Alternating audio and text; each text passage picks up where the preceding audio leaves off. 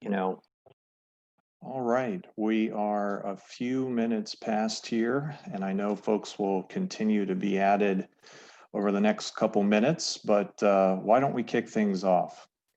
So I'm J.R. Doulis, and first and foremost, welcome everybody, and thanks for joining ACG Presents The Art of the Carve-Out.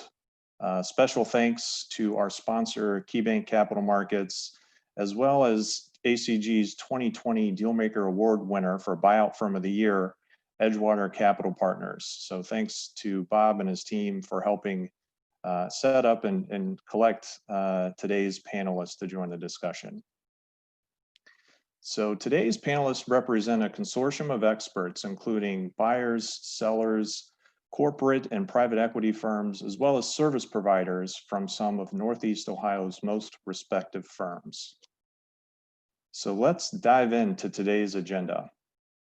Panelists are going to step through beginning to end the decision and process of a carve-out transaction and round out the discussion with perspectives on what happens after a deal is closed and thoughts on how to manage the transition after a process is complete. I want to remind everyone this is a webinar format, so everyone is going to be muted.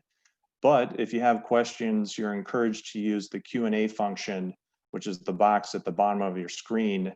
And those questions will go direct to our ACG host, and we will try to answer those at the end of the presentation. So from there, I think I'm going to hand it off to today's panelists to introduce themselves and dig right in.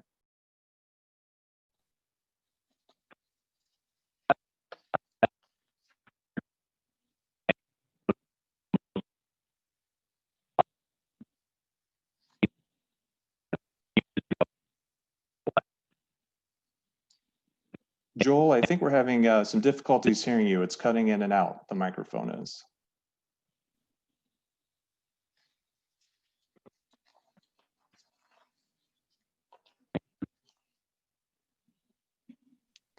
Why don't we kick into you and we'll come back to Joel. Joel, it's still cutting in and out a little bit. Certainly. Excellent. Well, good morning all. Thank you for joining. Appreciate your time this morning. My name is Bob Gurton. I'm a partner here at Edgewater. Grew up in the greater Cleveland area, a little south of Akron, and then did my undergrad at University of Akron and then grad school at Case Western. Then did the typical stint in banking for a couple of years, so grew up there. Then transitioned to Edgewater in 2010, so been with the firm about a decade. And then quickly on Edgewater, maybe the least known name on the theme list here, but Edgewater Capital, we're based in Cleveland, Ohio, where we spend all of our time investing is in smaller performance materials companies. And by smaller, we would tell most bankers that sub 30 in EBITDA, and historically about 2/3 of our deals have been in the corporate carve-out space. So hence sort of the conversation today. So thank you for everyone for joining the discussion. Jim? Hey, thanks, Bob. Good morning, everyone. I'm Jim Rice. I'm a partner at EY in our strategy and transactions group. I've been at this for over 20 years, focused really on advanced manufacturing, chemicals, life science, automotive, consumer, A&D, kind of a jack of all trades. But over the course of my career, I'd say I'd have a good mix of corporate private equity clients. If I had to guess, it's probably 50-50. Likewise, sell side, buy side, it's probably a pretty even split, 50-50 as well. But if I think about the sell side, I'd probably have to go 70% carve out, 30% kind of full sale. So, kind of been there, done it. Looking forward to today's discussion. And Chris, I'm going to hand it over to you. Sounds good. Thanks. Good morning, everybody. Chris Hogan, Managing Director with the M&A group here at Key. Been with Key for a little over 15 years.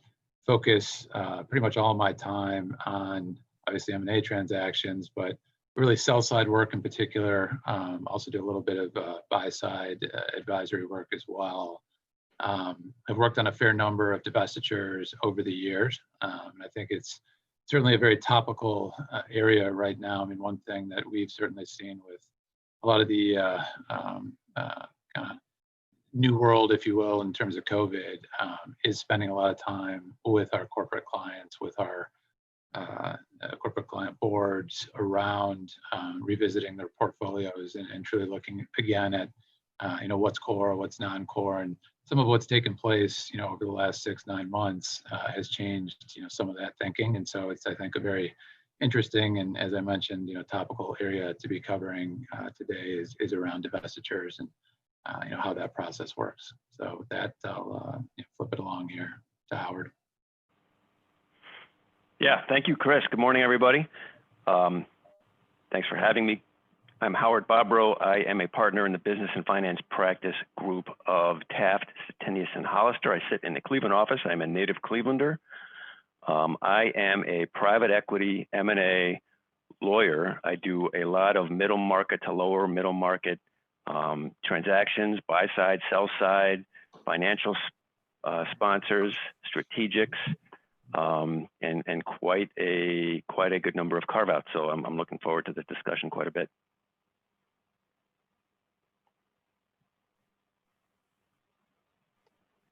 Do we want to try to? Yeah, Joel, you want to try the audio again? How's that? Any better? Yeah, that's better. We can hear you. It's a little, we'll just have to turn our volume up a little bit, but we can hear you now. So thanks. Why don't you go ahead? I'll work on that after I do my quick intro here. Is that a bit better, a little louder? Yep. Yeah, that works. Okay, great. So I'm Joel Rathman. How are you, everybody? Thanks for joining today. I run Avient M&A here at Avient. We used to be called Polywell and recently changed our name. I started my career in investment banking, most recently with Moelis & Company. I joined Avient in 2011, 9 years ago. Since then, I've had a mix of M&A and I've run some of our businesses here. From that time, we've been pretty active in the M&A scene. We've bought 16 businesses, including some carve-outs where we bought carve-outs out of corporates, and we've sold 3. So happy to talk to you all a little bit more about that today. So why don't I kick it off with what's driving the decision to divest, and I can walk you through some of the things we've thought about in our past divestitures. For us, it's really come down to 3 things, and they're all related to driving shareholder value or valuation. The first would be mix.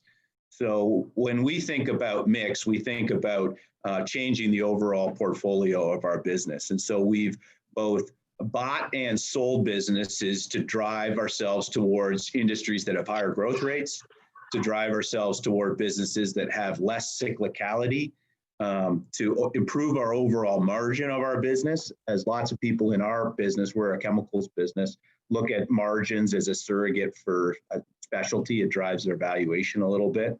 And cash conversion, businesses that drive higher cash through less working capital or less CapEx required.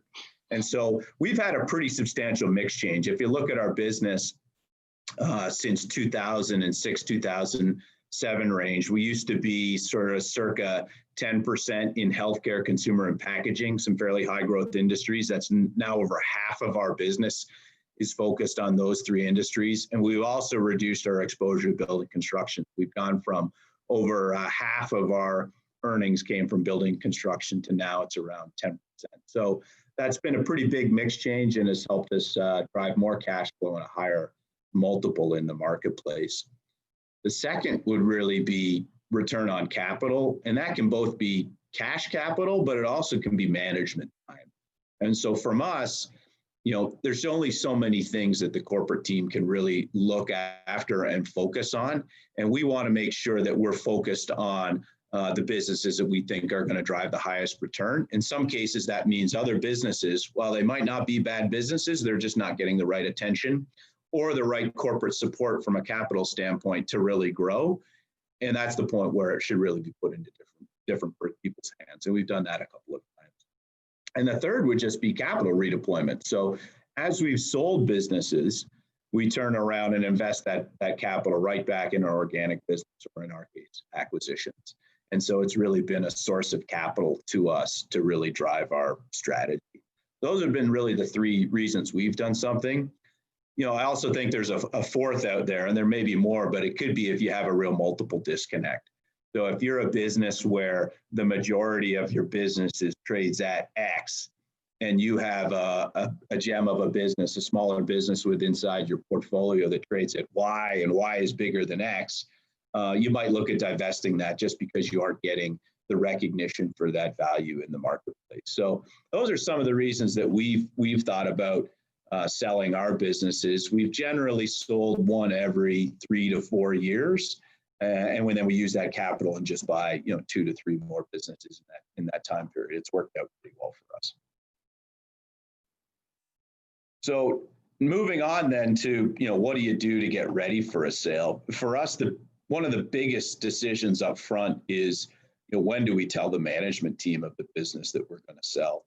What we've tended to do is do a little bit of pre-work up front around what do the carve-out financials look like, and making sure that it makes strategic sense to do something and that there's buyers out there for that business. And sometimes we'll talk to third-party advisors, investment bankers to get a pulse on the market too, because once you start these processes, once you tell your management team, it's hard to put the genie back in the bottle, and you really have to be committed to move forward at that point. So we'll do a little bit of work up front to really make sure that it makes sense to sell that business. We're going to get the value we want, and there's a buyer for the business. Once you cross that point, then you're talking about all the upfront work that needs to be done before you talk to buyers. And a lot of that can be helped by using some third-party advisors.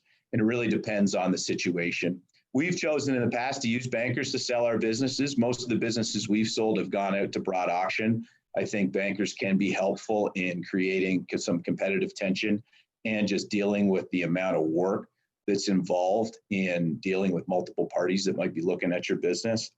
There's a lot of work up front doing the carve-out financials, and that's a whole lot of work on your internal accounting team, but also can be facilitated by using an accounting firm to do, some form of quality of earnings. In some of our cases, we've done, full-blown 50-page quality of earnings. In other cases, we've done 10 to 15-page, more sort of EBITDA type adjustment quality of earnings. And it really just depends on the situation and the size of the business.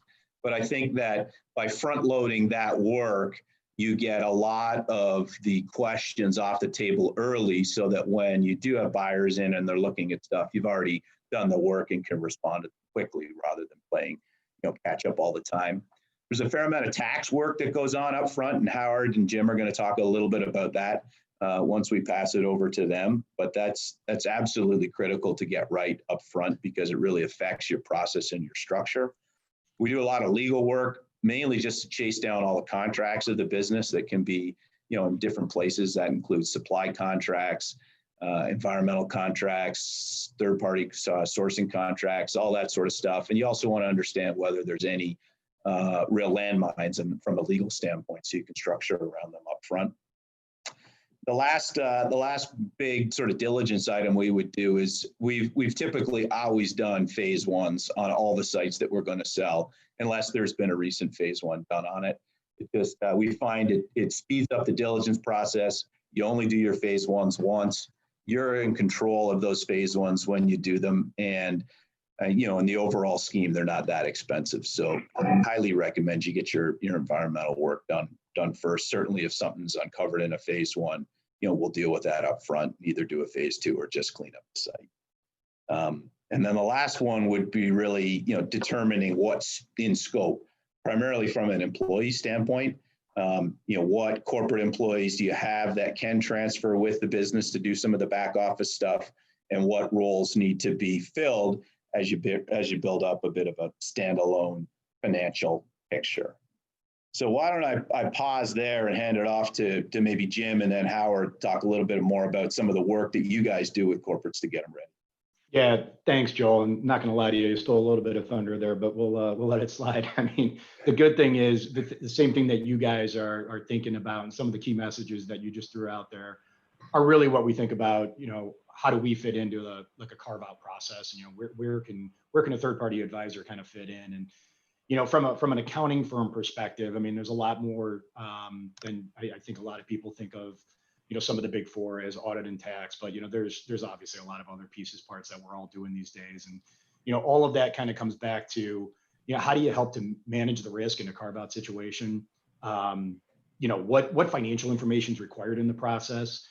And, I'll let Howard kind of dive into some of the tax and structuring pieces of this, but, in addition to that, it's thinking about the TSAs and the separation matters. So those are kind of like the four, I guess I'd say like the four key themes that we're thinking about as we kind of roll up our sleeves and get into this. But if I kind of peel back the onion on some of this stuff, from a risk management standpoint, I think this comes in a bunch of different shapes and sizes, but there's two kind of critical aspects in my opinion. One is being prepared before the buy side diligence begins. And then the second is really just having a good governance structure in place to make sure that the process moves along. And, if you kind of just take those two pieces parts and break them apart, from a preparation standpoint, I don't know if it's possible to over prepare for a carve out. I mean, not all carve outs are created equal. Some are pretty easy. Some, run all the way to the other end of the spectrum where they're commingled and it's just a train wreck to, kind of peel that business out. But, doing the legwork on the front end and being prepared, I think that, that pays dividends on the back end. Joel, to your point, when you're trying to manage multiple buyers, sitting down with the team and going through and thinking about those questions and the questions that they would ask if they were on the buy side, you do that once, you get it right, you get the answers, and all of a sudden talking to 6 different people, you sort of have a rhythm and there's a consistent message, and hopefully there's not things that are coming out of the woodwork that you haven't thought about in the past. But so I mean, from a preparation standpoint, I just don't think you can. I mean, you could probably overkill it, but I can't think of a situation where we say, wow, we wish we wouldn't have done so much work. But because I mean, I guess my point is, in addition to the basic blocking and tackling on the financial and operational and commercial diligence, the other aspect of the carve out that comes into play is obviously the standalone costs. And what are the one-time costs or CapEx spend that you need to kind of carve out that business? So that obviously layers some complexity into it. And then, just like I said, knowing where those bodies are buried on the front end, that's just huge. But from a governance standpoint, I think it's pretty important to get this kind of teed up and out in the open pretty early. You need someone to drive the process, right? I mean, you got to hit timelines. There's multiple work streams and interdependencies amongst the teams that are at play here. And having a team that kind of sits on top that, A, can make decisions quickly, and B, feels empowered to do that, keeps the process rolling. And you don't want this process to break down in the middle of a diligence exercise. I mean, that just leads to a bunch of headaches and confusion. So having a steering committee and a PMO that can really just drive the process is just really important. I mean, I think you need that team in place. And, if you don't have the bodies or the bandwidth to, put a PMO in place, I guess my recommendation would go out and find someone that can help you out, because as you guys know, these divestitures, they take on a life of their own, and the company's got the rest of the business to focus on and run, and you don't want this to become a distraction. But at the same time, you still need the kind of the tone at the top to drive the process. As we think about things from a pure kind of financial standpoint, almost every deal is going to have some sort of pro forma information that goes out there. But you need to be thinking about, what does the buyer need? Not just what I want to prepare, but what are they going to need to get their diligence done?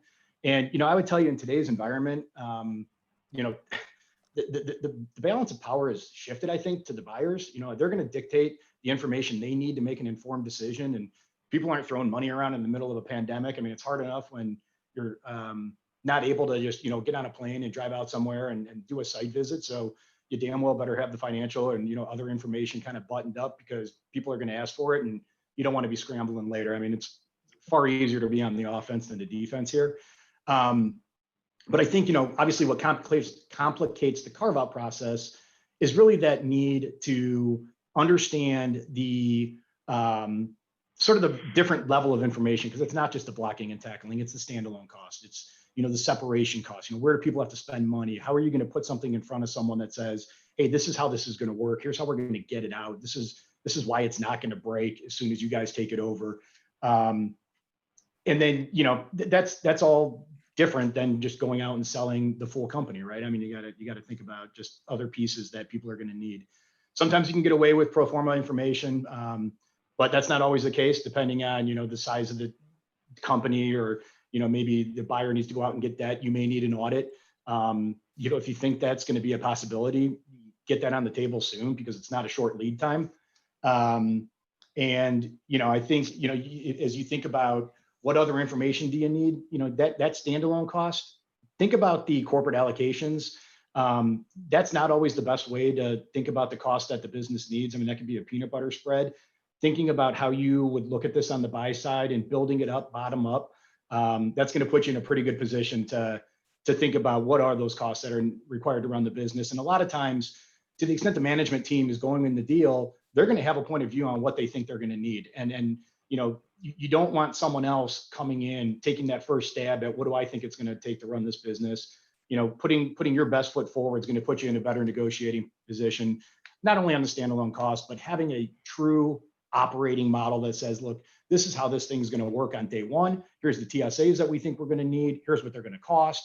Here's how, the roadmap to success, if you will. So, I think those are all kind of just important things that you need to think about in a carve out that you may not need to think about in a normal sale process. And, that level of entanglement is going to dictate how much effort you need to put into this. It's going to dictate the TSAs and, how many months you need to be thinking about one-time cost to separate, all that good stuff. But, it's really going to come down to having good governance and a PMO in place that can push that process along so it doesn't break down in the middle. Like I said, you want to be in the driver's seat here. There's no reason for a bidder to take a conservative view on what they think it's going to cost or the time or level of effort that they're going to have to put into this on day one. So, that's where we spend a lot of our time on the finance and ops piece of this thing. But, obviously we do a lot of work with the attorneys and the bankers to make sure that all those diligence findings get into the purchase agreement, and obviously working with our tax folks and Howard and his team to make sure that they're thinking about the optimal deal structure and, other tax considerations. So, Howard, let me kind of hand it over to you and maybe just spend a few minutes kind of talking about some of the tax pieces of this. But that's kind of it from a finance perspective. Yeah, great. Thank you. What I'd like to do is talk really quickly about some structuring and tax considerations with the disclaimer that I am not a tax practitioner or tax lawyer, but I did stay in a Holiday Inn Express last night, so let's see what I can get right.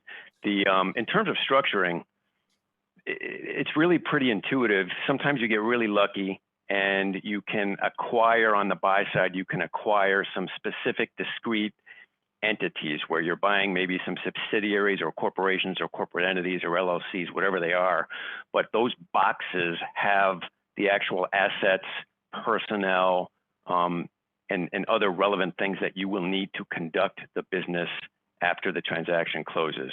That's if you get lucky, everything's sort of in the right boxes. If you're not as lucky, which is you really more often than not, you end up with some combination of buying the boxes or buying some boxes, some entities, and then selectively acquiring assets from one or more different entities. Sometimes there's a little bit of a trading back and forth where you're acquiring some entities, but they have some business assets that are not part of the business that you're acquiring. So those are getting transferred out maybe immediately prior to or at closing. And then likewise, you might be acquiring some entities and then some assets from other entities which you are not acquiring. We're going to talk about some buy-side due diligence concerns, and we're going to talk about how you identify the scope of the assets you're acquiring. But in terms of actual structure, it really falls into one of those sort of three buckets. One is you're acquiring entities and everything's nice and clean. Two is sort of a mixture, and then the third bucket is really where I tend to see most of the carve-outs fall, and that is you're really not acquiring any actual entities. It's a series of assets that you're acquiring from one or more selling entities to acquire the full business that you're trying to acquire and then run. And then obviously the key is identifying those assets. So that's sort of the universe of structuring. It is, like I said, pretty intuitive. In terms of tax, it's also pretty intuitive. You're either buying assets or entities or some combination of those structures. And generally from a tax perspective, you want to be, if you are acquiring assets, that's great. That provides numerous tax advantages to the buyer that I won't get too deeply into here. And if you're acquiring entities, you want to basically try to do it so that you are able to avail yourselves of one of the elections, one of the tax elections that will permit you as a buyer to treat the acquisition as the purchase of assets so that you're able to also avail yourselves of the tax advantages related to buying assets. One fun fact that I only learned in a carve-out transaction relatively recently is the 2017 tax law basically says that if you are either acquiring assets or acquiring a company, an entity, and you are able to make the election to treat the transaction as having treated or having acquired assets, it is my understanding that the portion of the purchase price that you can allocate to tangible personal property, the buyer gets an immediate and corresponding deduction for that amount, which is obviously very favorable and relatively new. Like I said, 2017, relatively new item for these types of transactions. So kind of flipping now to the due diligence aspect of this. There's obviously, just as there is in any acquisition, the standard buy-side due diligence that the financial or strategic buyer would conduct along with their third-party advisors. And then there are some unique aspects to standard due diligence that I really would say are relevant to the carve-out transaction. One of which, and one of the most important of which, is defining the scope of assets that you are going to acquire. Obviously, it's super important for the buyer to know that they are getting all of the assets they need to run the business after the closing. And from the sell side, to protect yourself as a seller, you want to make sure that the buyer is getting the things that they need, or you're identifying the things that the buyer isn't getting so that you can properly provide for those things in a transition services agreement or other arrangement, which we'll also talk about really briefly in a bit. So parties typically use one of 4 different variations on a sliding scale of most inclusive to least inclusive when buying assets. It's either the buyer getting all of the assets used in the business, the buyer getting all of the assets primarily used in the business. You can say necessary for the business, and you can say exclusively used in the business. Those are all one of the reasons everyone loves lawyers is playing around with words like that and defining exactly what the buyer is going to get and what the seller is going to give. So it can get complicated when you're trying to evaluate the scope of assets that you need to acquire to run this business, because a lot of times there are commingled assets, there are shared facilities, there is intellectual property that is perhaps shared, there is inventory that is often in transit or on the water, or it can get pretty complicated, and you have to deal with all of these things in the acquisition agreements.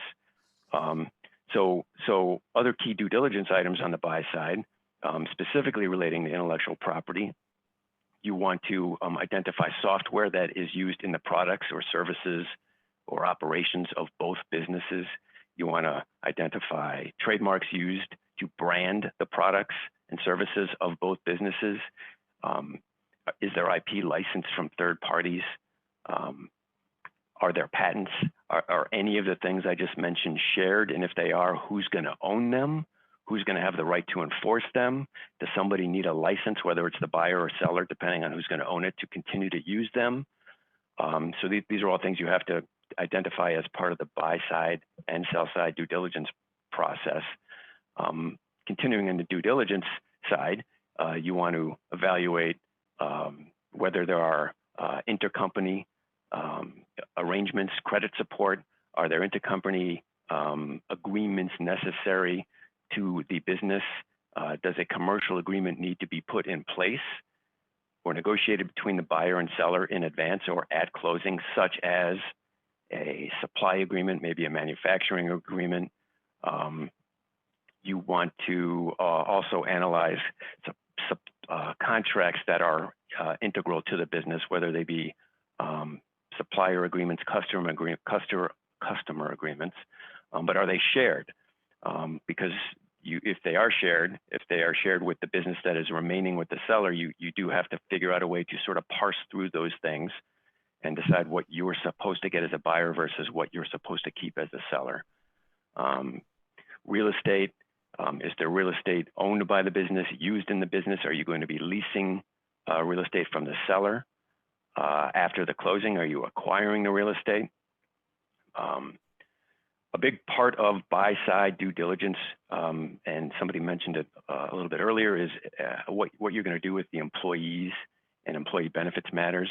The buyer and seller often agree which employees are going to be offered jobs with the buyer, which will not, whether the buyer has access to such employees prior to closing, whether the seller has the ability to solicit or hire any of those folks,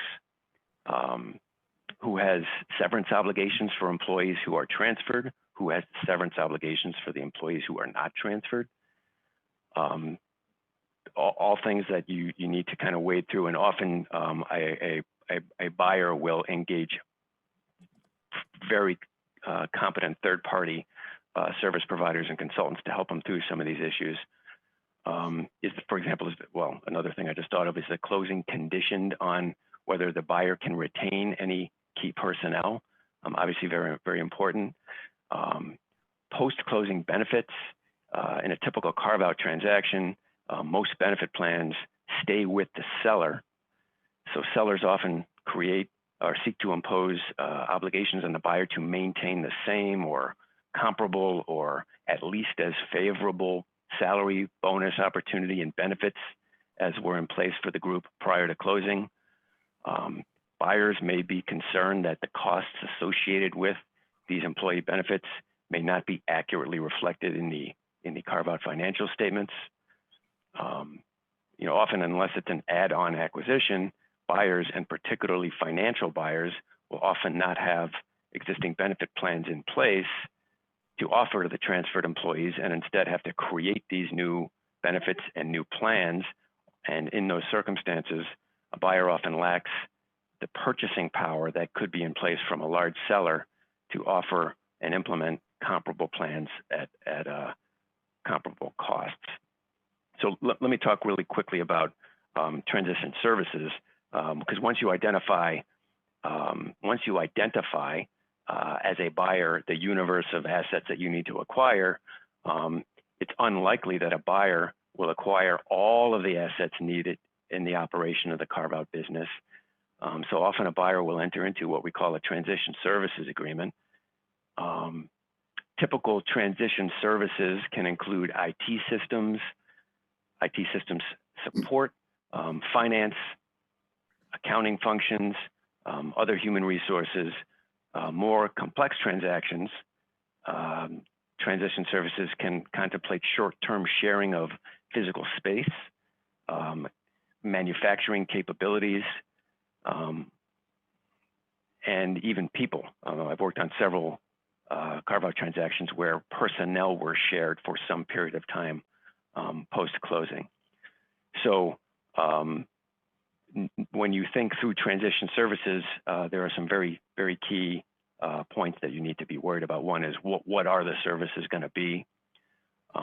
What are the duration of the services? How long does the seller have to provide these services? By the way, sometimes it's the buyer reciprocating and providing some services back to the seller that the seller needs because the buyer just acquired the capacity to provide those services. But how long are those services going to be provided post-closing?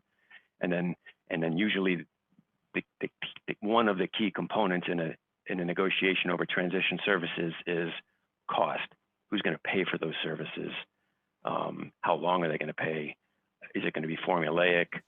Sometimes it's free. Sometimes so that's a key economic point, and often a basis for substantial negotiation in any transaction.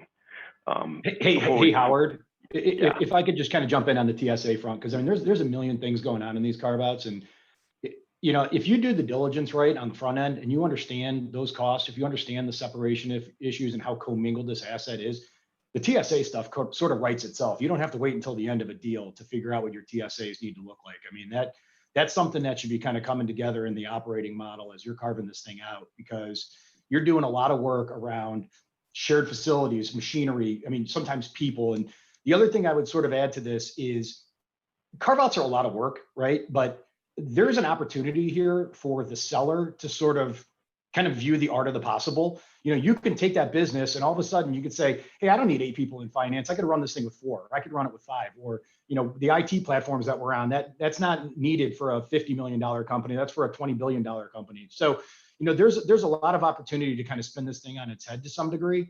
But, you know, there's so many different aspects that you need to think about. But my point is that if you start thinking about those early, this TSA process sort of, it's not that it's easy, but if you wait until the end to try to figure that out, you know, you're going to be in a bad spot.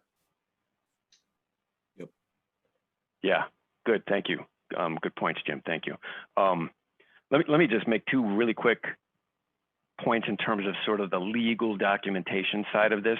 You know, in the purchase agreement, a purchase agreement for any carve-out transaction is really going to look a lot like most other purchase agreements for most other sort of typical middle market M&A transactions. The 2 areas of great emphasis in my experience are really going to be in the reps and warranties. You know, setting aside for a second any IP licenses, the transition services, supply agreements, manufacturing agreements, and those things. But in the actual acquisition agreement, it's going to be there's going to be a big focus on what we call the sufficiency of assets representation. You know, the buyer really wants to know that it is getting all of the assets it needs to run the business. It wants to be able to have a representation and warranty to rely on that says, hey, I'm the buyer. I got what I need. I have the assets sufficient to run the business as it is presently conducted, or as it has been, you know, conducted during the 12 months prior to the closing, something like that. But that's the rep that provides the buyer the comfort it will generally want and need in order to know that it can conduct the business post-closing with those assets, in addition to the other things we talked about, like transition services, manufacturing, supply, et cetera. The other area of focus in the acquisition agreement is generally around the financial statements representation. And we briefly touched on this already, but in a carve-out transaction, the financial statements are often unaudited, and the seller may want to impose some qualifications that they may not accurately reflect the standalone costs of the target business, because they're really sort of doing the best we can, you know, guesstimating what the pro forma financials are going to look like. They're not audited. So it's not unusual for a buyer and seller to really spend a lot of time and heavily negotiate the financial statements rep and warranty, and even have some back and forth on the actual content of the carve-out financial statements, which really leads me to the last and final point I would make on the legal side of this. These reps are often insurable, and as many of the practitioners and M&A folks on this call know, you know, rep and warranty insurance has really sort of changed the world in which we all operate, and that is a product that is available for most, if not all, carve-out transactions, assuming they sort of meet the size and it's not cost prohibitive, and that is something that is subject to a negotiation in terms of who's going to pay for it and what its scope is going to be. But it is a wonderful product and allows you to get through many of some of the stickier issues on some of these M&A agreements. And I will leave it at that. I think Chris wants to talk a bit now about the marketing process. Yeah, thanks, Howard. And one point, echoing a little bit, actually, before I get into some of the marketing process, what you were walking through, Howard, and Jim, the point you were raising, from a process perspective, as you think about these agreements and some of the key items that become economic terms, for example, the TSA, you know, it's, I would say, of even greater importance in a divestiture process to try and figure out, as you go through that process, where your bidding universe stands, you know, as it relates to the desired outcome around things like TSA and rep and warranty insurance and so on. So when we're running processes, we'll work hand in hand a lot of times with counsel and with, you know, our client to understand up front, do that prep work that Jim was talking about, so we can be proactive, go to the market and say, hey, here is our view on what the standalone business looks like. Here's our view on what the TSA is going to look like. And as part of your, you know, bidding, as you get into later stages in the process, we want a response on that, because while you may have headline prices that you're trying to line up. There's certain other elements that for a carve-out become important as well as you think about who that ultimate party is that may prevail in a competitive process. So just one point to make around how these agreements marry up a little bit with the marketing process. And then moving into the marketing process and a couple of the bullets that we've outlined here, Joel hit on this earlier, this public messaging concept. I think he hit it on it more from an internal perspective. One of the big questions we get a lot of times from clients as you think about starting a divestiture auction process is around a public announcement.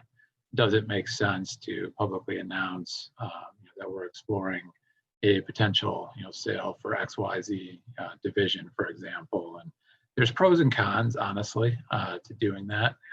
One of the biggest pros, candidly, is it ensures that you're not missing anybody, right? If you're launching a sale process and you have some question about whether there could be a hidden buyer or a couple of hidden buyers out there, obviously, if it's publicly announced, it's hitting all the deal wires and the radar of a lot of people. And your potential to miss a buyer that might be interested in that asset or in that carve-out, obviously, is greatly diminished. With that. Some of the cons, as you think through that, that question around do you publicly announce or not? First, it does potentially create challenges with employees, challenges with competitors. You've obviously not concluded a sale process. I'm talking about this question at the front end of the process. So you've not gotten certainty that you're actually going to transact, and you have put it out there publicly that this is non-core and you're exploring a sale. And so it can create issues as you think about commercial dynamics, with competitors saying, hey, our competitor over here, their eyes off the ball because they're selling that business. And similarly with employees, if you are going to be announcing earlier, you have to be really thoughtful around your messaging with employees and when you go and talk to your employees and how you work through that process. When you think about other cons, it also can create some optics around the business. If you have call it a tier 1 A+ asset that's being divested, maybe this is less of a concern, but if you've got something that's a little bit cuspier, it can create the impression that, look, they're sellers no matter what, right? They've publicly announced this, there's an expectation with the street that this asset is going to be sold. So, the concern is, does it create a kind of seller at any price mentality? And so our general recommendation, just to bring that question to a conclusion here, is typically to wait until you've got a signed purchase agreement and you're mandated to announce a transaction for the reasons that primarily the con reasons I just mentioned. I think there's more downside a lot of times than upside, candidly, around that. But that being said, we have seen it done both ways. Sometimes there's other factors that come into play around this decision. For example, if you've got an activist or you've got pressure from the street to really be streamlining your operations or making strategic shifts in your business, that can weigh in as well. And sometimes folks do want to get it out there sooner rather than later that, hey, we're exploring XYZ divestiture because of that, those external factors. When you think about the middle bullet here, standalone cost strategy, I think Jim did a good job hitting this earlier, as did Joel. Our approach around this as the bankers is to do the upfront work and preparation to truly understand what those standalone costs are going to be. We'd much rather be proactive in putting out a view to the market as part of our sale process versus remaining silent, letting people do their own work and then coming inbound. And the reason is pretty simple. We've obviously got a greater information set in terms of understanding at the front end what those costs might be. But even from a process perspective, if you want to be a little bit aggressive and try to minimize to the extent that it's still credible those standalone costs, I do think it's helpful to go out with a formal view and let people respond to that versus letting folks come to their own conclusion, which a lot of times can be higher than what we would likely put forward. One other point around this, depending on the nature of the buyer universe, we may take a kind of dual-pronged approach to the financials. So if you've got a lot of strategic buyers, for example, they may not have those same standalone costs that a pure financial buyer would, we'll actually create two sets of information memorandums and financials, one for strategics and one for financials in a divestiture process. So just something else to put out there that, this can also pivot a little bit depending on the nature of the process that you're running, the types of buyers that are likely to be interested in the asset. And then the last point I'd make around process items, it's interesting, times certainly, with the pandemic. And one of the things that we're seeing from a carve-out, perspective that's popped up a bit more in terms of clients asking us to come and share our thoughts around it is, I would call it non-traditional divestitures or sales. So obviously selling a business or a divestiture or a carve-out in an all-cash transaction would be the most, down the fairway structure. But obviously with recent events over the past 6-9 months, certain businesses are at a very different place financially than they were headed into this year. And so if you're a larger corporate, you've got an asset that's non-core, you want to get out of it, but maybe it's been hit hard financially over the past 6 months, performance is down. There are alternative transaction structures that have been popping up to kind of bridge the gap, I'd say, in terms of value being not where you'd like it to be for an all-cash transaction. One example of that is a type of deal called a reverse Morris trust, where you actually spin out a non-core division that's then subsequently merged with another public company. And that other public company uses their stock as consideration in that transaction. And so if you've got two businesses that are strategic to be put together, maybe both businesses haven't done as well through this time period, it's a way to bridge that value consideration. Because if you think about it, the shareholders from the company that's divesting the business, instead of taking cash into the parent company, are really getting shares in Newco, which is really another public company that's acquiring that division. So it treats it more like a stock transaction. And so just something to put on the radar that as we go through these, I'd say, very unique circumstances and times, I think it's helpful to remember there are other structures out there, especially in instances where financial performance may not be ideal, where you want to take a lot of cash today. There are structures that delve into stock and other forms of consideration that can help still effectuate a transaction, but maybe bridge some of that valuation gap or dynamic. So with that, I will turn it over to Bob here to hit a bit on the buyer approach from an Edgewater perspective, a buyer perspective. Thank you, Mr. Hogan. Maybe I'll move a little bit more philosophically. So anyone's had the benefit of a Chris Hogan transaction knows no one runs a better process. So when we sit and debate early upon looking at a deal, we live more at the higher level. So our bosses ultimately are limited partners. When they invest in Edgewater, they're focused on repeatability of returns. And so the way we have historically approached that is by being a sector-focused fund. And so really we would describe ourselves as sort of 4 areas. Chemicals, I think we're most well known for, life science 2, especially in advanced materials 3, engineered components is 4. And so we would describe that when we go to market, but really what we're underwriting underneath that is a common business model. So these are small but critical component of an end product, a technical sale, a technical service, and you should hear and down select underneath that there's a commonality to how those businesses operate day to day, the needs and the resources on how they interact with customers or their employees. And there's really ultimately maybe a cultural tone to how those businesses are most successful. So we are looking commonly, not just in chemicals as an example, but chemicals companies that would exhibit those types of qualities. So that would be the number 1 area we would start. Does it fit us? Is this a business we're familiar with? Is this a company that we really should be owning? There's a lot of really good businesses that we look at that we're just not the right, Edgewater is not the right owner for that business.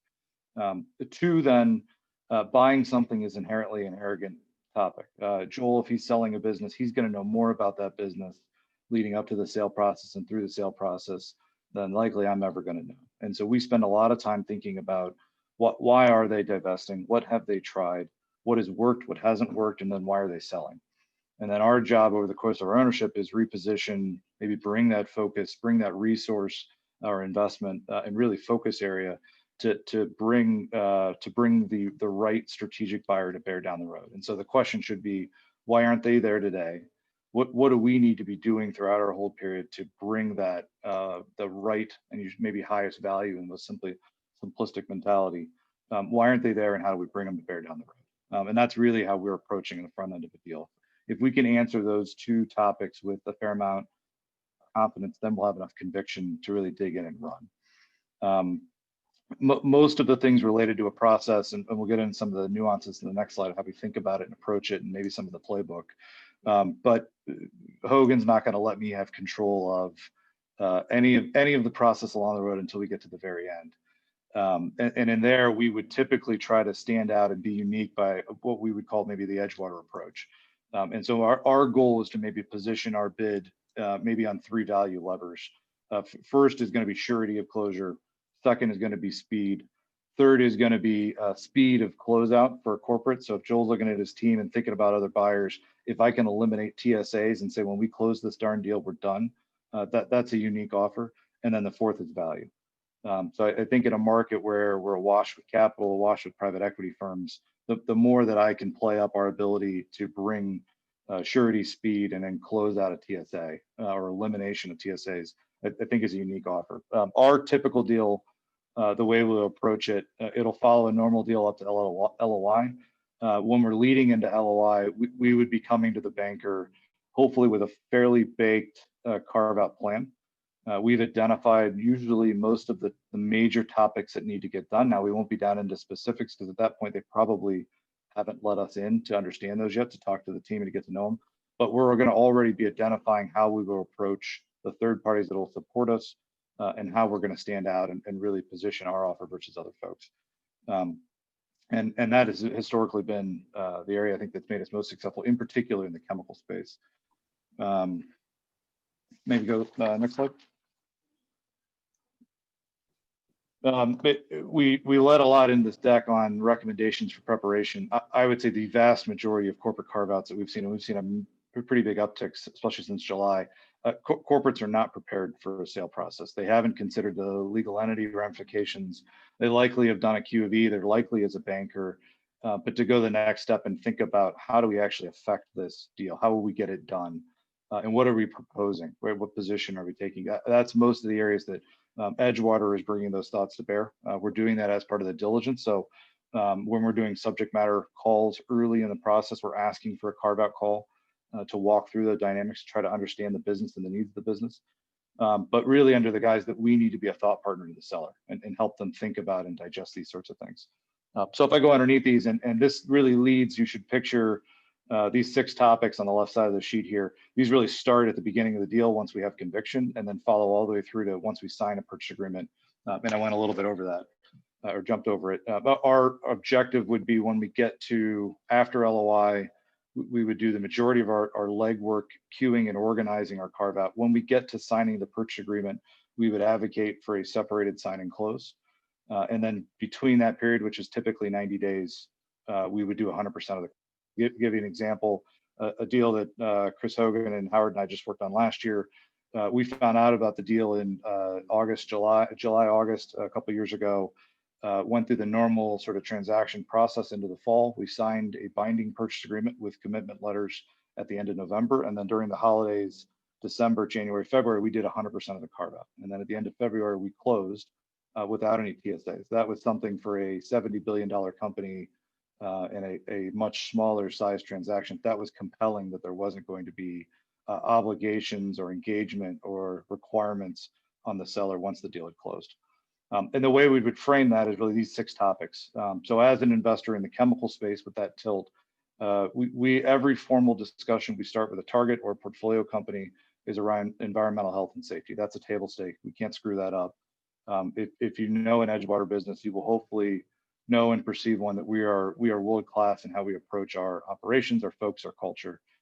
Number 2 then is, and this is positioning around, I have the opportunity, if I look at like Joel's business, where you were part as a customer, you were part of a major corporation, but you probably didn't get a lot of love and attention. When you are in our businesses, and we view these typically as technical service organizations, we are focused 100% on you, the customer.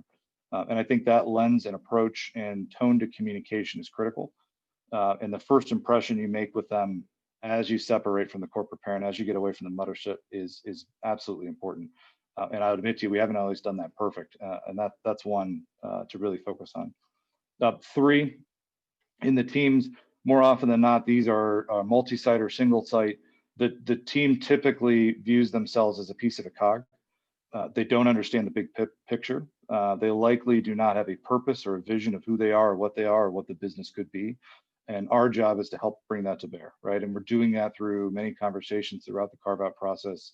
Once we sign the purchase agreement, we can really sit down and start planning together. But this is almost, Reed, there's a tactical piece that's defining roles and responsibilities, but really we want the tone to be empowerment. This is your business. We're investing it because of you. We're not going to do it for you. We're going to bring all the resource to bear to help you, to protect your employees, to build on your site, to support your customers, and really focus on growth. How do we get there together? And so in the right setting, this can be a pretty powerful force to get engagement from the team, right? This is their first introduction to us, our relationship. How do we get them bought into the vision of what we're building?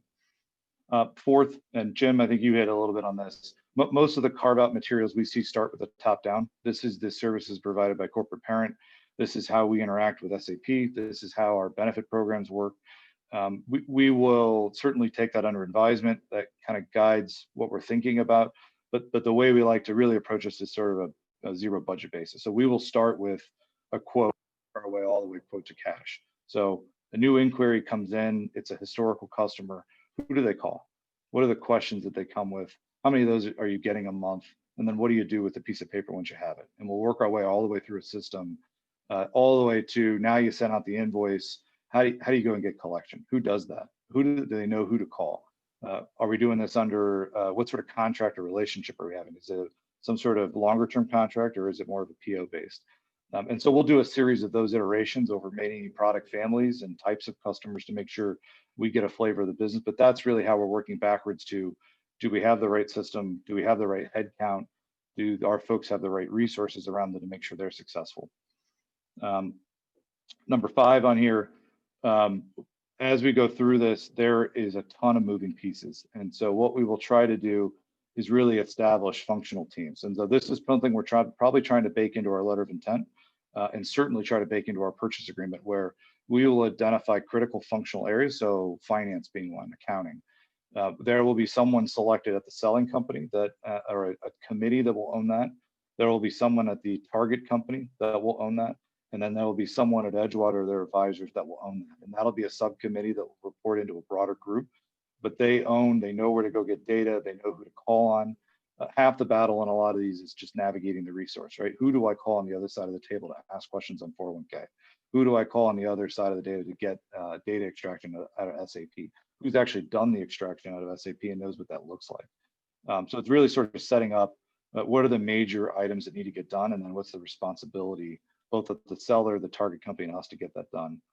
And then the final, I think one of the most important is at the end of this, especially in a story where we're doing it in 90 days, the business is going to be stood up on Band-Aids. And so don't get me wrong, we will not put anyone at risk. So this comes back to the EH&S framework, right? We got to do this the right way and focus on the customers, but we're not going to have every battle solved, and nor will you for the first year or two. It's just an iterative process, especially if you're doing it from a bottoms up sort of build. So here it's about picking the small number of things we absolutely have to get right, making sure we've identified those and making sure those are conditional upon closing. And so therefore we have some degree of control that at the end of this, we know we've got a safe business that can protect our customers, and be able to build upon our thesis going back all the way to the beginning. And then finally, maybe a sub bullet of this, and I'd hand it back over to Jim, but I think a key piece is finding the right third parties to support you. So we've done a ton of work over the years with Howard on brainstorming, thinking through the frame, thinking through definition of business and all the things that are critical along the way of the process to make sure we've thought through those and they're incorporated into our documents and our playbook.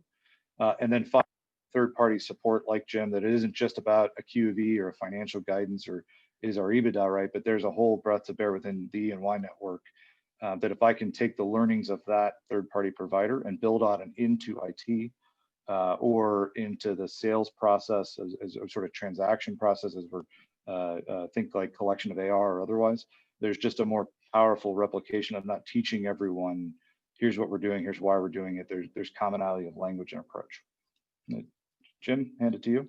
Yeah, no, Bob, thanks. I mean, if I think back to the things that we've worked on together, I mean, I really do like the way that you guys approach this, because you know that you need a tactical plan that you can execute on day one, so that stuff doesn't start falling apart. And, you know, you guys sort of approach this by getting the right resources in early, saying, look, I need to understand standalone costs. I need to think about operational separation. And that, you're right, that's not just the QOV and some other blocking and tackling stuff, but IT, HR, risk management, insurance, tax.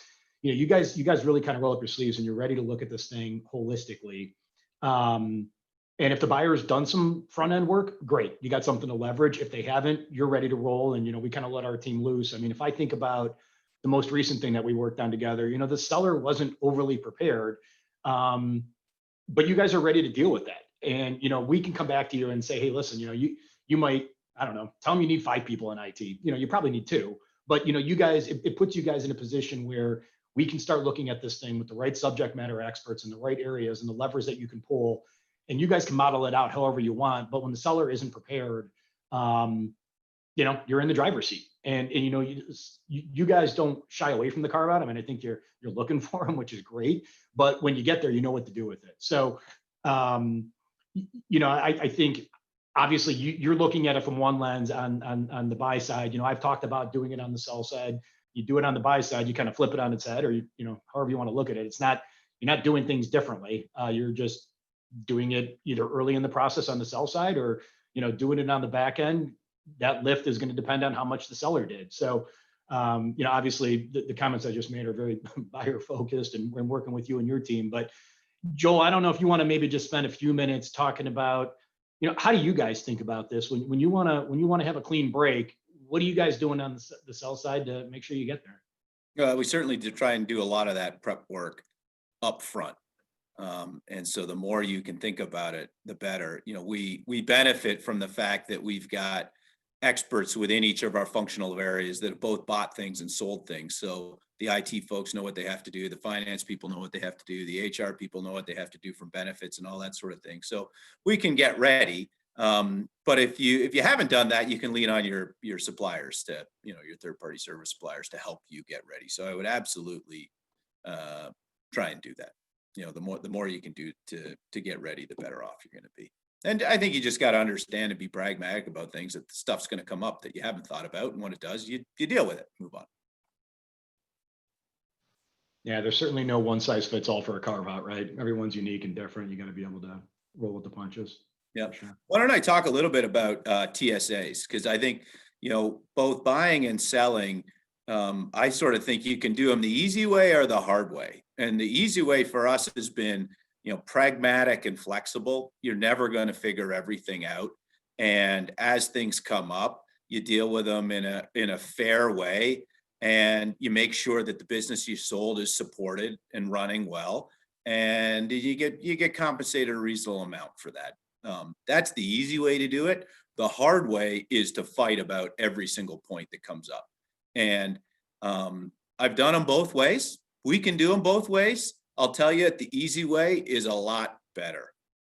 We got one question earlier about what elements or topics would you emphasize when trying to convince a company to divest directly to you instead of going to a broad auction.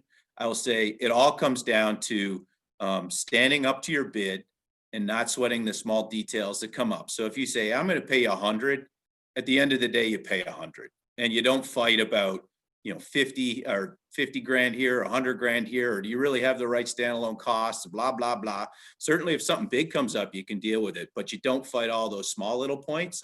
And then you make life easy for the corporate after.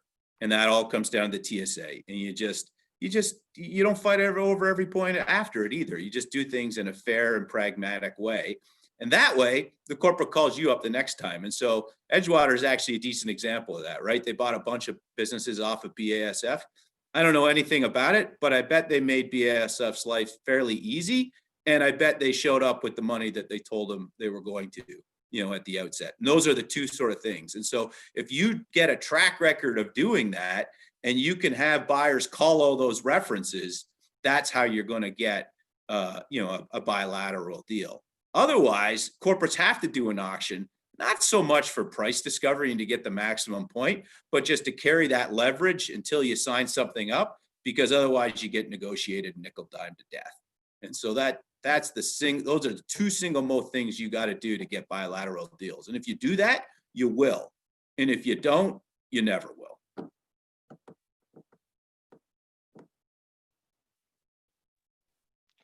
The other point, when we think about TSA is from the selling side, we're actually pretty flexible. Certainly we'd like people off of our systems and doing their own thing as fast as you can, just primarily so we can go on to do other things. But if people need longer to get set up, we're okay with that. More than anything else, we want to make sure that business succeeds, in a large part because we either have supply or manufacturing contracts tied back to them. So we want to make sure they're successful, but also it's our reputation. And we want to make sure that the people that used to work for us are successful and have good careers going forward too. So we're flexible in our TSAs. We've had TSAs, the longest we sold a business called Excel. We were still running their IT system for 10 years after. That's probably a little bit on the long side. It did give us some cost, coverage to spread our fixed costs out over. But I think if you can get off in 1 to 3 years, you're doing pretty good. But from our standpoint, we try to be flexible just to really make sure that business is supported well going forward. When we buy businesses, we'll try and get them onto our ERP system fairly quickly if they don't come over with their own ERP system, more just because it gives us an eye into all the data. And so we can do all the consolidations well, and we have all the data to help that business succeed and run. So we've got relatively good at that. I would say there's much more work that goes on up front in defining the processes and getting all the business processes right than there is actually turning the SAP switch on after. So we'll spend, a year getting them ready and getting all the business processes lined up so that when we do roll them onto our IP, it's very seamless. Hey, Joel, not to backtrack too much, but you said something that got me thinking about the TSAs on the sell side and, the duration of those and understanding when things are going to start rolling off. One thing the seller shouldn't take their eye off of is stranded corporate costs. I mean, there's going to be costs in the system that you no longer need when that business is gone. So, trying to get out and get ahead of that and thinking of a plan to rationalize those out is, it sort of is what it is, and you could wait on it, but the duration of some of those TSAs could dictate, when you can get those costs out of the system. Absolutely, Jim, especially if you don't have something lined up to buy to use those resources. Yep. All right. Well, I think that closes the prepared remarks. I know we've had some questions coming in, so I'll ask the help here of Julia, if you wouldn't mind reading off some of the questions. And just a reminder to anyone watching, please type those into the Q&A box function here if you want to get your question answered by today's panel. Thank you, Gerard. Please remember, I'm not a content area expert. If this question has been thoroughly addressed, we can move on to the next one. The first one is from an anonymous attendee. Generally, have the recourse of non-performance of the TSA non-payment. Have you seen recourse that extends beyond simply not paying for those TSA services? At times, the TSA service costs are not a motivating factor for the seller. Yeah, sure. Well, I'll jump in on that. Maybe Howard, you can weigh in as well. For us is, when we're selling businesses, we want it to succeed. It hasn't been a challenge for us in the past, either buying or selling. For us, we would make sure we could sue for specific performance. So if they aren't delivering something that we need, then we'll sue them for it. We luckily haven't had that happen. I think, certainly if you can work things out before you get to that stage, you'll be much better off and you'll ensure that your acquisition isn't broke. But that would be our ultimate recourse to sue for specific performance and potentially damages too. Yeah, this is Howard. So concur with that. It is unfortunately the universe of potential remedies for the failure to perform transition services are sort of the standard garden variety breaches of contract or lawsuits for damages. I've certainly been involved in conversations where on the buy side, you're looking at these transition services and you have exactly that conversation with yourself where you say, well, hey, this is really, really important to us as buyers. We have to have these services. It's almost like an oxygen line. Like if we don't get it, we're in really big trouble. And on the seller side, what is their incentive to do this? And what do we do if they don't perform? And really, unfortunately, the only thing that you can get creative with is maybe some form of liquidated damages. You know, if you don't do this, that there's some real teeth to it if the seller doesn't perform these services. To several points that have been made prior, though, it really is in everybody's best interest to cooperate. It's in the seller's best interest to make sure that this thing stands up on its own and works. There's a lot of reputational concerns, so this rarely happens, but certainly things to think about.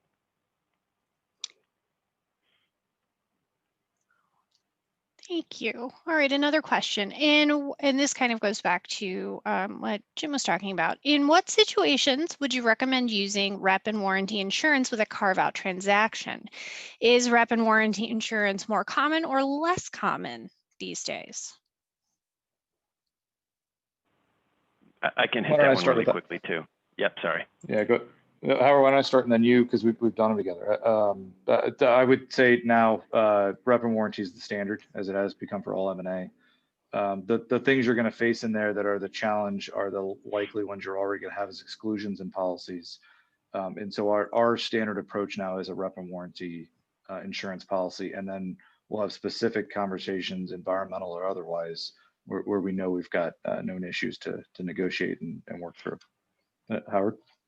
Yeah, I mean, the only thing I would say in specific response to that question would be, it really is sort of the standard now, and you're going to see it in most transactions, including carve-out transactions, unless there's a compelling or good reason that there shouldn't be rep and warranty insurance, which certainly happens sometimes.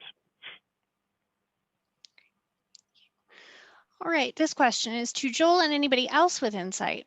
What else does a potential buyer need to do on approach that can help mitigate the seller launching an auction process versus a bilateral discussion? Yeah, so on the preparation side, I think the most important thing is just to define the questions. I wouldn't actually spend any money trying to stand it up on its own with it, the addition of infrastructure, whether that's ERP infrastructure, more finance people, more supply chain people, more anything. Because to your point, you absolutely don't know who the buyer is going to be and whether it'll be private equity or whether it'll be a corporate that maybe not needs that. But you do have to understand what someone might need. Depends a little bit on your buyer universe too. If you're running a very targeted process and you're only going out to strategics, in part because you don't want the hassle of creating all that stuff, you can do a little bit less. If you are doing a broad process to reach out to private equity as well, you really just have to define all of that. You don't necessarily have to go spend money and fill any open position or any infrastructure that the business may be missing on a standalone basis. Yeah. Hey, Joel, if I could just add to that, I think you're dead on, right? You got to understand the buyer pool. If you're ending up in a strategic situation where there's very few, if there's no need for standalone, that's fine. I guess the recommendation I would just throw out there is, what would you want to look at if you were on the buy side? You have all that stuff in order. If you're the buyer and you got that ready to go on the sell side, you're probably in a pretty good spot.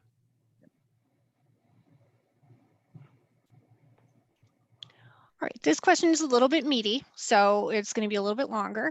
That's part of the question I just answered. Yeah, oh, I okay. would agree. Okay, perfect. Thank you. Ahead. Or I might not have actually answered the right question. I don't think you did, but that was a good response. We're good. Okay. All right, and so this one is actually a really great question for everybody on the panel. What is the corporate carve-out outlook? More or less opportunities to come for the buy side? So I can maybe I'll start. So sort of a screwy year in M&A. I think everyone on probably listening to the webinar would echo that. I would say since July, when we got back to a sense of normal, whatever that really means right now, we've seen a ton of activity in corporate carve-out. So historically, the 2/3 of our deals, closed deals, have been carve-out transactions. To date, about 20% of the opportunity we've seen have been carve-out related. So I would say lower than historical normal, but has picked up substantially. And I think it's really two areas. One, public markets have held up. Multiples are still pretty strong on the M&A. Good time for leadership teams at public companies to be showing active, right? Thinking creatively about their portfolio and taking strategic action. I think that would be one. And then two, if I look over into Europe, there are a lot of European sellers, in particular in chemicals, that have a different financial need, different stock market performance, and a different need to show proactiveness. And so I think in particular, we've seen European sellers be maybe more assertive in getting things into the market. Hey, Bob, I would just add to that, probably 90% of what I'm doing right now is some sort of a carve out, whether it's on the buy side or the sell side. It's out there. And I think the motivation, Joel, you hit on this earlier, it's not just getting rid of a non-core asset anymore. I mean, you may have something that you could liberate some capital so you can invest in something that you wouldn't have invested in 3 or 4 years ago, and you need to go out and buy it because you don't have it yourself. So I think there's different motivations for sellers today than there has been in the past. I think we're going to be looking at carve-outs for a while. Yeah. From my standpoint, certainly if you had a business that you were thinking about divesting that held up well through COVID, that's going to be a very attractive business to people right now. And similarly, if you have a business that you want to divest and it does have some COVID impact, there's a lot of capital up there. So, you may find someone that's willing to give you an adjustment for it or look through it. Yeah, I would just add, we are spending also from the banking side a lot of time right now with corporate clients going through portfolios and talking about this. I mentioned at the onset, it's a very topical area. And so I would agree with what everybody said. I would expect more corporate carve-outs to come here over the next couple quarters. All right, and so for our final question, are the buyers typically other strategic parties or private equity? So from my standpoint, it's a mixed bag. It's a bit of both. If you have a business that's a real good fit for another strategic and there's real synergy, there's going to be a group of those. But there absolutely are going to be businesses with your portfolio that maybe the best buyer or the best group of buyers either doesn't see fit or isn't there or is preoccupied with something else. And then, there is absolutely a private equity bid, at some price for your business today. All right. Well, I think that's it for today. Again, thanks everybody for joining, and thanks to the panelists for taking the time. Have a good day. Absolutely, JR. And certainly if anybody on the phone has additional questions, you can follow up with any one of us. I'm joel.rathbun@avient.com, but I know everybody on the phone would be happy if there's a specific question you have that we didn't get to, just reach out. Yep, anytime. Agreed. Yeah, thanks. Thanks, everybody. Thanks, everyone. Thanks, All right. Thanks, everybody. Have a good one.